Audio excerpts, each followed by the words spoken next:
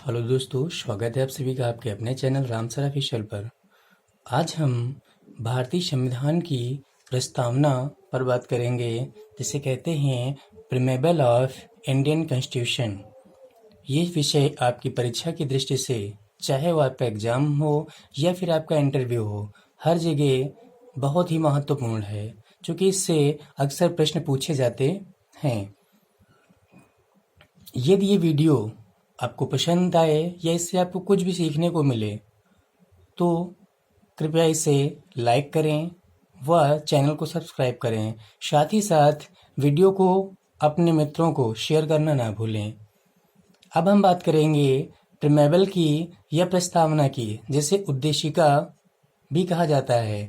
तो यहाँ पर हम देख लेते हैं। सबसे पहले बात करेंगे प्रीमेबल की मीनिंग की, कि इसका अर्थ क्या है। तो हम बात करते हैं, ये संविधान का परिचय पत्र या भूमिका है। क्या है?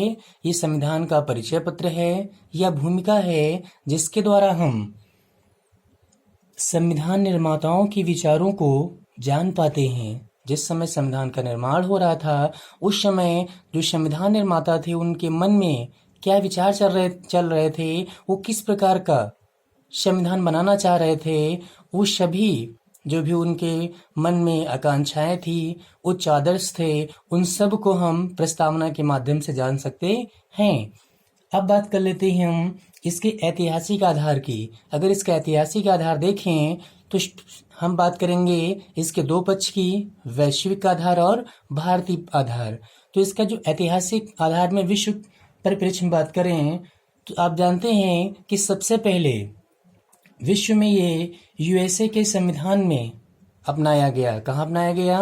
तो यूएसए के संविधान में से अपनाया गया था 1776 के फिलाडेल्फिया सम्मेलन के समय, जब यूएसए का संविधान निर्माण हो रहा था। तो आपको एक क्वेश्चन यहाँ से और मिल गया कि यूएसए का संविधान निर्माण कब हो रहा था, किस सम्मेलन के समय? तो फिलाडेल्फिया सम्मेलन के समय हो रहा था, जिसमें यह स्पष्ट किया गया था कि संविधान जब तक पूर्णतः लागू नहीं हो जाता है, तब तक उद्देशिका ही वह इंजन है जो संवैधानिक व्यवस्थाओं को चलाती है।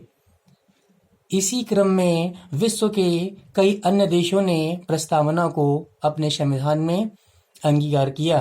अब हम बात करते हैं भारत की। तो भारतीय परिप्रेक्ष्य की अगर बात करें हम, तो आप जानते हैं 13 दिसंबर 1946 जब संविधान सभा हमारी चल रही थी, तो 13 दिसंबर 1946 को पंडित जवाहरलाल नेहरू जी के द्वारा प्रस्तुत व 22 जनवरी 1947 को संविधान सभा द्वारा अंगीकृत या स्वीकृत उद्देश्य प्रस्ताव ही प्रस्तावना है।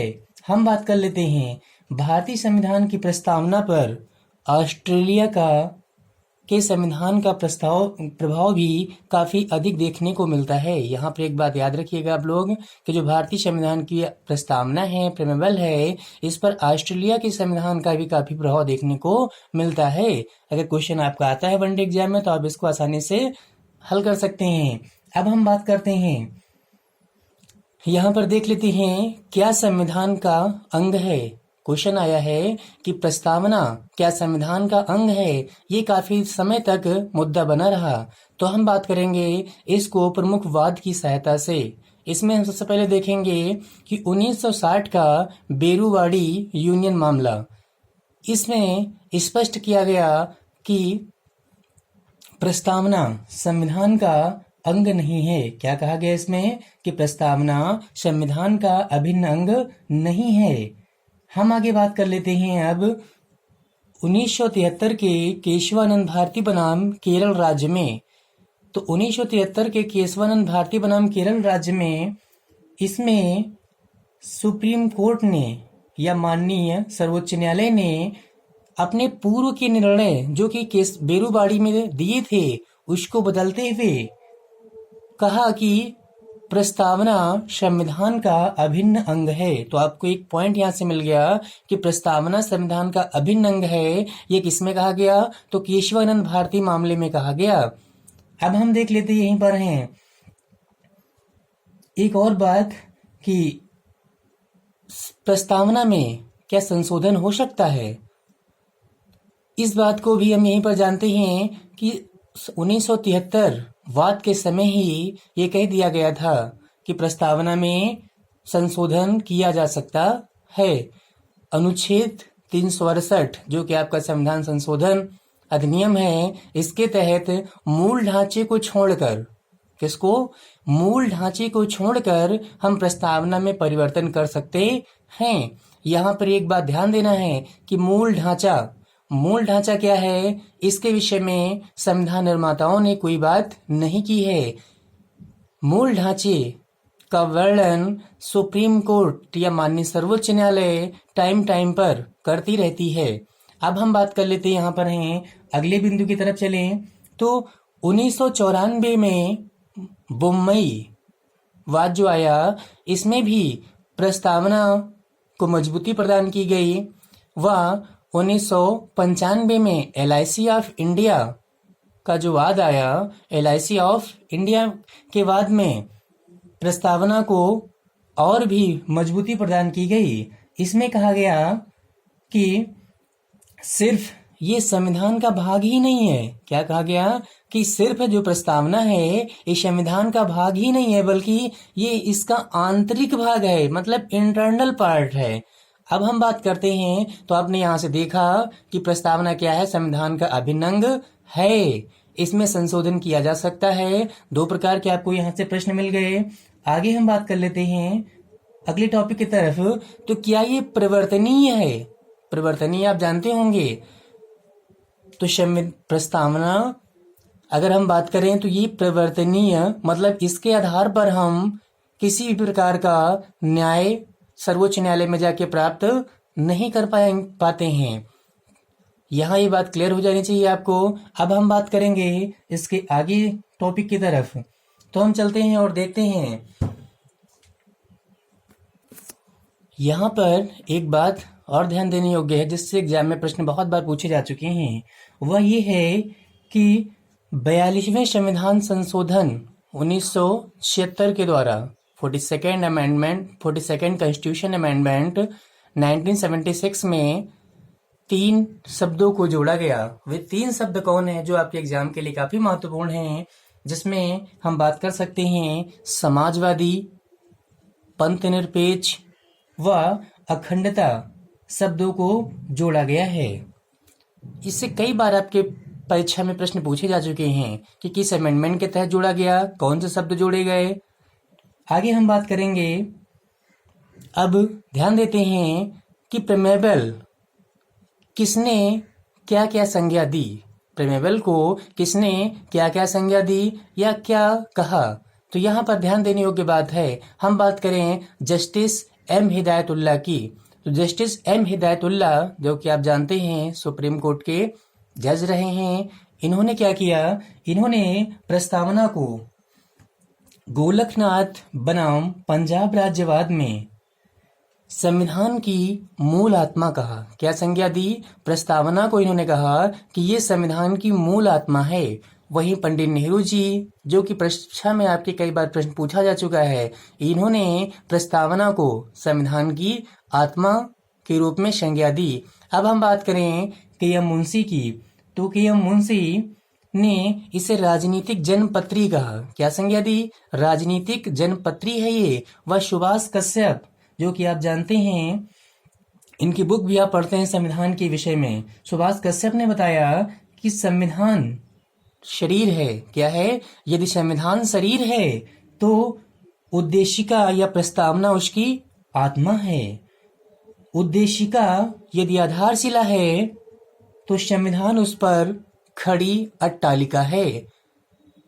आपने यहाँ पर देखा कि सुभाष कश्यप ने किस प्रकार से प्रस्तावना को एक अलग ही रूप में परिभाषित किया। हम बात करते हैं नानी पालकीवाला, बहुत बड़े संविधानविद रहे हैं नानी पालकीवाला।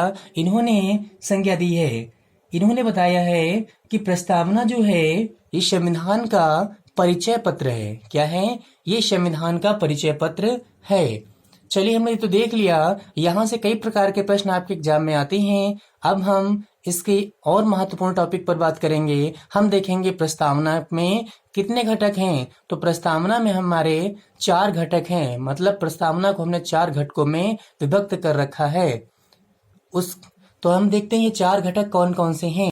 बात करें हम पहले घटक या पहले एलिमेंट्स की, तो अगर फर्स्ट एलिमेंट की बात करेंगे, जिसमें हम जानेंगे कि सबसे स्पष्ट रूप से लिखा हुआ है हम भारत के लोग। जैसे आप प्रस्तावना को पढ़ते हैं वैसे शुरुआत में ही लिखा हुआ है, क्या लिखा है? हम भारत के लोग, we the people of India. इससे हमारे प्रस्तावना की शुरुआत होती है। इसका मतलब ये है कि संविधान का जो मूल स्रोत है या संविधान को जो समझ शक्तियां प्राप्त होती हैं वे किससे होती हैं? भारत के लोगों से होती हैं। अर्थात संविधान का मूल केंद्र ही क्या है? भारत के लोग हैं। अब हम बात करते यहीं पर हैं। ये जो हमने देखा कि we the people of India, ये यूनाइटेड नेशन के we the people of United Nation के ही समरूप है। अगर क्वेश्चन आ सकता है तो आप इसका आंसर भी दे सकते हैं। तो किसका समरूप है? यूनाइटेड नेशन के we the people of United Nation के समरूप है। ऐसे प्रश्न पूछे भी जा चुके हैं। अब हम बात करें, अगर इसके दूसरे एलिमेंट की बात करें, सेकेंड घटक की बात करें, तो इसमें भारत की प्रकृति कैसी होगी इसके विषय में बात की गई है, जिसमें बताया गया है कि भारत को संप्रभु, भारत कैसा है? तो भारत संप्रभु है, समाजवादी है, पंथ निरपेक्ष, लोकतांत्रिक व गणतंत्र वाला देश है। तो ये भारत की प्रकृति इस प्रकार की होगी। अब हम बात करते हैं आगे टर्म्स की तरफ। अगले एलिमेंट को देखें तो इसमें संविधान के उद्देश्यों का वर्णन किया गया है। किसका किया गया है? संविधान के उद्देश्यों का, जिसमें बताया गया है न्याय, स्वतंत्रता, समता व बंधुता। इन सब की बातें की गई हैं कि संविधान का क्या उद्देश्य है, क्यों और किस प्रकार से ये हमें क्या देगा? न्याय देगा, स्वतंत्रता, समानता व बंधुता की बात करेगा। अब हम बात करते हैं इसके अंतिम चरण की। तो संविधान का जो अंतिम चरण है, इसमें संविधान की तिथि जो जब लागू हुआ था उसके विषय में वर्णन किया गया है। जैसा कि आप जानते हैं हमारे संविधान को 26 नवंबर 1949 ईस्वी को अंगीकृत किया गया था। किसके द्वारा? संविधान सभा के माध्यम से भारत के लोगों के द्वारा। किसके द्वारा? संविधान सभा के माध्यम से भारत के लोगों के द्वारा। चूंकि संविधान सभा जो है वो किसका स्वरूप लिए हुई है? तो भारत के लोगों का ही रूप लिए हुए थी। अब हम बात करते हैं इसके महत्वपूर्ण विशेषताओं के विषय में, जिससे कि प्रश्न आपके परीक्षा में अक्सर आते रहते हैं। तो इसकी विशेषताओं में हम देखेंगे क्या कि संपूर्ण प्रभुत्व संपन्न, फिर समाजवादी, पंथ निरपेक्ष, लोकतंत्र, गणराज्य, स्वतंत्रता, न्याय व समता या समानता की बात करेंगे। ये टॉपिक आपकी परीक्षा की दृष्टि से काफी महत्वपूर्ण है। चलिए हम देख लेते हैं एक एक करके। सबसे पहले हम बात करेंगे इसके उद्देशिका की जो विशेषता है, इसमें संपूर्ण प्रभुत्व संपन्न, मतलब सॉवरेन स्टेट। भारत कैसा है? तो भारत एक सॉवरेन नेशन है, संप्रभु राज्य है। संप्रभु का मतलब क्या हुआ? एक ऐसा राज्य या एक ऐसा देश जो किसी अन्य देश पर ना तो निर्भर हो और न ही वह किसी का डोमिनियन हो। तो आप जानते हैं भारत ना तो किसी पर निर्भर है, ना ही किसी का डोमिनियन है। ये है अपने आंतरिक व विदेशी सभी प्रकार की नीतियां खुद बनाता है, एवं किसी भी देश से मित्रता व संधि अगर करना है तो उसके लिए भारत स्वतंत्र है। एक बात और ध्यान देने योग्य यहाँ पे है कि भारत 1949 में राष्ट्रमंडल का सदस्य बना। किसका सदस्य? कॉमनवेल्थ नेशंस का सदस्य बना। परंतु भारत का जो राज्याध्यक्ष है वो ब्रिटिश क्राउन नहीं है। कई बच्चे यहाँ पे कंफ्यूज भी होते हैं, तो ध्यान दीजिएगा कि ये भारत का राज्य जो अध्यक्ष है, राज्य का अध्यक्ष है, वो ब्रिटिश क्राउन नहीं है। बल्कि अगर बात करें हम पाकिस्तान का जो राज्याध्यक्ष है वो ब्रिटिश क्राउन ही है। अब हम बात करते हैं इसके अगले घटक की, समाजवादी। समाजवादी का तात्पर्य क्या होगा? तो समाजवादी, जैसा कि आप जानते हैं, एक ऐसा स्वरूप जिसमें उत्पादन व वितरण के तमाम घटकों पर सरकार का नियंत्रण हो। भारतीय परिप्रेक्ष्य में अगर देखा जाए तो समाजवादी का तात्पर्य कुछ अलग है। ये सोवियत संघ के जैसा नहीं है। जैसा कि सोवियत संघ में निजी संपत्ति को राज्य की संपत्ति में तब्दील कर दिया जाता है या परिवर्तित कर दिया जाता है, परंतु भारत ने जो समाजवादी व्यवस्था को अपनाया है वह लोकतांत्रिक समाजवाद है। कैसा है? लोकतांत्रिक। अगर परीक्षा में आपके आता है तो याद रखिएगा कि भारतीय समाजवाद लोकतांत्रिक समाजवाद है। अर्थात हम कह सकते हैं कि भारत में पब्लिक व प्राइवेट दोनों का समागम है। यहाँ पर पब्लिक मतलब जानते हैं गवर्नमेंट, और प्राइवेट जो कि निजी क्षेत्र है, दोनों का मिला जुला रूप है, जो कि भारत की मिश्रित अर्थव्यवस्था से ही ओतप्रोत है, कह सकते हैं। अब बात करेंगे हम आगे। तो आपने यहाँ पर देखा कि भारतीय समाजवादी व्यवस्था कैसी है, तो ये लोकतांत्रिक समाजवादी व्यवस्था है। समाजवादी शब्द को हमने बता चुके हम पहले ही कि 42वें संवैधानिक संशोधन 1976 के द्वारा इसे प्रस्तावना में जोड़ा गया था। उस समय किसकी सरकार थी? तो आप जानते हैं इंदिरा जी की सरकार थी। अब हम बात करते हैं अगले टॉपिक की तरफ। अगला टॉपिक हमारा क्या है? पंथ निरपेक्ष, जिसे हम कहते हैं सेकुलरिज्म। भारत में या भारतीय संविधान में सेकुलरिज्म का जो अनुवाद किया गया है वो धर्म निरपेक्षता नहीं है, बल्कि क्या है? ये पंथ निरपेक्षता है। कई बच्चे कंफ्यूज होते हैं, तो याद रखिएगा कि धर्म निरपेक्षता अनुवाद नहीं है हमारे संविधान में सेकुलरिज्म का मतलब, बल्कि क्या है? पंथ निरपेक्षता है। अब हम बात करते हैं इसका जो सेकुलरिज्म है, इसका संबंध या पंथ निरपेक्षता का संबंध विवेकशील विचारों से है। किससे है? विवेकशील विचारों से व तार्किकता से है, न कि किसी धर्म से। हमें यह नहीं समझना चाहिए कि पंथ निरपेक्षता का संबंध किसी धर्म से है। भारतीय परिप्रेक्ष्य में देखा जाए तो धर्म व्यक्ति का विषय है, न कि राज्य का। ध्यान दीजिएगा, धर्म किसका विषय है? व्यक्ति का, न कि राज्य का। अनुच्छेद 25 से 28 के तहत धार्मिक स्वतंत्रता का अधिकार हमें प्रदान किया गया है। इसमें व्यक्ति को प्रचार प्रसार, आराधना, धार्मिक संस्थानों का प्रबंधन, वित्तीय प्रबंधन इत्यादि सभी किसके हाथों में सौंपे गए हैं? निजी हाथों में सौंपे गए हैं। धार्मिक स्वतंत्रता का इतना अधिकार भारत के अलावा अन्य किसी देश में देखने को नहीं मिलता है। अब हम बात करेंगे अगले टॉपिक की तरफ। तो अगला टॉपिक हमारा क्या है? लोकतंत्र। तो लोकतंत्र की बात कर लेते हैं हम। भारत एक लोकतांत्रिक व्यवस्था वाला राज्य है।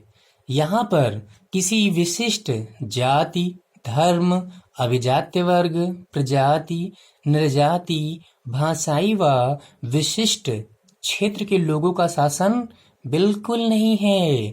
तो शासन किसका यहाँ पे है? बल्कि यहाँ पर लोगों का शासन है। जैसे कि आपने साफ साफ देख रखा है, we the people of India. तो अर्थात क्या है? यहाँ पर लोगों का शासन है। अब हम बात करें, जैसा कि आप जानते हैं 1951 से लेकर अब तक कई बार लोकसभाओं का गठन हो चुका है, जिसमें सरकारें लगातार परिवर्तित होती रही हैं। भारत में राजनैतिक दृढ़ता इतनी अधिक मजबूत है। हम बात करते हैं उसके बावजूद भी आपने देखा यहाँ पर भारत में राज्य रजवाड़े, देशी रियासतें, जमींदार इत्यादि को शासन के लिए किसी तरह की कोई कानूनी वैधता प्रदान नहीं की गई है। हम अब बात करेंगे इसके अगले टॉपिक की तरफ, जो कि हमारा है गणराज्य, रिपब्लिक। तो बात करें, भारत एक गणराज्य है। यहाँ का राज्याध्यक्ष या संवैधानिक प्रमुख किसी वंश, परंपरा या विशिष्ट जात, धर्म या प्रजाति से नहीं होगा, बल्कि ये क्या होगा? निर्वाचित होगा। क्या होगा? ये निर्वाचित होगा। अर्थात वंशानुगत शासन की यह व्यवस्था नहीं है, बल्कि निर्वाचित प्रतिनिधि ही क्या होगा? भारत का राज्याध्यक्ष होगा। अब हम अगले टॉपिक की तरफ बात करें यहाँ पर, तो यहाँ पर दी है बात किसकी? स्वतंत्रता की। तो भारतीय संविधान में प्रस्तावना में स्पष्ट किया गया है कितने प्रकार की स्वतंत्रताएं दी गई हैं? यहाँ पे 5 प्रकार की स्वतंत्रताएं दी गई हैं। तो आप जैसा कि जानते हैं, अगर इस प्रस्तावना को पढ़ा जाए तो उसमें साफ साफ आपको दिखाई देगा कि वो 5 प्रकार की समानताएं, स्वतंत्रताएं हमें कैसे देखने को मिलती हैं, जिसमें कि आप देख सकते हैं क्या दिया गया है? विचार, अभिव्यक्ति, विश्वास, धर्म और उपासना की स्वतंत्रता की बात की गई है। अब हम देख लेते यहाँ पर हैं जो ये स्वतंत्रताएं हैं, इसको हम संवैधानिक अगर बात करें तो मौलिक अधिकार या फंडामेंटल राइट्स और के द्वारा हम इसे प्राप्त करते हैं। हम आगे बात कर लेते हैं अगले टॉपिक की तरफ, न्याय। तो भारतीय प्रस्तावना में 3 प्रकार के न्याय का वर्णन किया गया है। 3 प्रकार के कौन कौन से न्याय होंगे, हम उसकी बात कर लेते हैं। तो इसमें साफ साफ लिखा गया है सामाजिक, राजनैतिक व आर्थिक न्याय। कौन सा? सामाजिक न्याय, आर्थिक न्याय और राजनैतिक न्याय की बात की गई है। कई बार परीक्षा में आपके प्रश्न पूछा जा चुका है, चाहे यूपीएससी हो, चाहे वनडे एग्जाम कोई हो, सब में लगभग प्रश्न आ चुका है कि भारतीय प्रस्तावना में कितने प्रकार के न्याय का वर्णन किया गया है। तो 3 प्रकार के न्याय का वर्णन किया गया है। क्लियर हो गया आपको? होगा यहाँ से ये जो न्याय है इसको हम कहाँ से प्राप्त करते हैं? तो इस न्याय को हम मूल अधिकार व डीपीएसपी नीति निषेध तत्वों के माध्यम से प्राप्त करते हैं। हम देख लेते हैं कुछ और बातों की। तो अब बात करेंगे हम किसकी? समानता के विषय में। जैसा कि प्रस्तावना में उल्लिखित है कि स्पष्ट रूप से उल्लिखित है, दिया गया इसमें है, समानता की बात करता है प्रस्तावना हमारा, जिसमें हम जानेंगे कि कितने प्रकार की समानता की बात की गई है। तो ये प्रतिष्ठा व अवसर की क्षमता की बात करता है। किसकी बात करता है? प्रतिष्ठा व अवसर की क्षमता की बात हमारी प्रस्तावना हमें करती है। तो अब इस प्रकार से हमने देखा कि प्रस्तावना में क्या क्या है, इसकी विशेषता क्या है, व इससे किस प्रकार के प्रश्न आपकी परीक्षा में पूछे जाने की संभावनाएं हैं। तो कुछ प्रश्नों को हम देख लेते यहाँ पर हैं, जो कि आपको क्लियर हो जाएगा कि हाँ कैसे प्रश्न आपके परीक्षा में आ सकते हैं। जैसा कि हम बात करें यहाँ पर कुछ प्रश्नों की, तो सबसे पहला ही प्रश्न है कि प्रस्तावना पर किस देश के संविधान का प्रभाव काफी अधिक रहा है। अगर हम बात करें with the people of India, ये किस राष्ट्र की तर्ज पर है? तो हम बात कर सकते हैं यहाँ पर कि with the people of United nation, जिसकी हम बात पहले कर चुके हैं। हम बात करें आगे अगला प्रश्न, जो कि आपके लिए काफी महत्वपूर्ण है, जिसमें स्पष्ट रूप से हम देख सकते हैं क्या प्रस्तावना संविधान का अभिन्न अंग है या नहीं? क्या प्रस्तावना में संशोधन हो सकता है? क्या ये परिवर्तनीय है? अर्थात इसके द्वारा हम न्याय की अपील कर सकते हैं इसके आधार पर, या इसके आधारभूत ढांचे में परिवर्तन हो सकता है कि नहीं? अगला क्वेश्चन ऐसा ही बन सकता है कि संविधान का जो मूल ढांचा है या आधारभूत ढांचा है, इसमें या इसका निर्धारण किस संविधान संशोधन के माध्यम से किया गया या किस वाद में किया गया? कौन सा वाद था? बैरूवाड़ी वाद था, केशवानंद भारती वाद था, बुम्बई वाद था, एलआईसी ऑफ इंडिया वाद था? किसमें संविधान के मूल ढांचे को निर्धारित किया गया? हम आगे बात करते हैं और भी कई सारे प्रश्नों को यहाँ पर देखें तो भारतीय की संविधान की प्रस्तावना में जो 3 शब्द जोड़े गए, समाजवादी, पंथनिरपेक्ष, अखंडता, इनको किस संवैधानिक संशोधन के द्वारा जोड़ा गया? तो यहाँ पर मैं डिस्कस कर चुका हूँ पहले भी हूँ कि ऐसे प्रश्न आपकी परीक्षा में आने की संभावनाएं बहुत हैं। या फिर हम देख लें कि भारतीय संविधान की प्रस्तावना में कितने प्रकार की स्वतंत्रताएं दी गई हैं। जैसे कि आप जानते हैं 5 प्रकार की। कितने प्रकार के न्याय की बात की गई है? तो 3 प्रकार के। कौन कौन से न्याय जो न्याय है उनको भी आपको याद रखना है कि कौन कौन से वे न्याय हैं। आगे अगला प्रश्न अगर देखें तो बात कर सकते हैं भारत में संप्रभु कौन है। संप्रभु के विषय में हम बता चुके हैं कि we the people of India. अगला क्वेश्चन क्या बन सकता है, इसको भी हम देख सकते हैं कि भारतीय संविधान की उद्देशिका में अब तक कितने बार संशोधन किया जा चुका है। तो इसका आंसर आप क्लियर कर सकते हैं कि भारतीय संविधान की उद्देशिका में अब तक सिर्फ और सिर्फ एक बार ही संशोधन किया गया है। कब किया गया है? तो 1976 में 42 अमेंडमेंट के तहत। आगे हम बात करते हैं अगला क्वेश्चन जो कि और भी आपके लिए इम्पोर्टेंट है, वो ये है कि भारत की अगर बात करें तो जो आपका भारतीय संविधान है इसे कब अंगीकृत, अधिनियमित या आत्मार्पित किया गया, जो कि मैं स्पष्ट कर चुका हूँ। इस वीडियो में आपने देखा प्रस्तावना के विषय में जैसे भी प्रश्न आपकी परीक्षा में बन सकते हैं, लगभग मैंने सबकी विषय में बात की है। इस वीडियो में बस इतना ही। अगले टॉपिक की तरफ फिर हम बढ़ेंगे और बात करेंगे उस पर। तब तक के लिए धन्यवाद। यदि वीडियो पसंद आए तो लाइक, शेयर व सब्सक्राइब करें तथा अपने दोस्तों को शेयर करें।